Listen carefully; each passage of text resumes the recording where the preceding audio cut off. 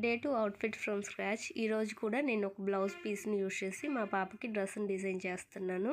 ఇది ఈ శారీ అండి. శారీ అయితే సెల్ఫ్ కలర్లో బ్లౌజ్ వచ్చింది. అంటే మనకి శారీ 5 మీటర్స్ లేదంటే 5.5 మీటర్ అనేది వస్తుంది కదా. నాకు శారీ కన్నా 1 మీటర్ ఎక్స్ట్రా వచ్చింది. సో దీంతో బ్లౌజ్ స్టిచ్ చేసుకున్న లుక్ అనేది సరిగా ఉండదని మా పాపకి లంగాన్ అనేది స్టిచ్ చేస్తున్నాను.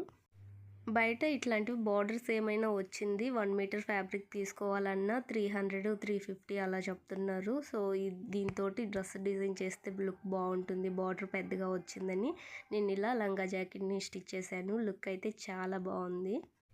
ఈ ప్యారెట్ గ్రీన్ కలర్కి రాయల్ బ్లూ అయితే సెట్ అవుతుంది అనిపించింది. నేను ముందుగానే ఒక బ్లౌజ్ని స్టిచ్ చేశాను, దాన్ని దీని మీదకి పేర్ చేశాను. లుక్ అయితే చాలా బాగుంది.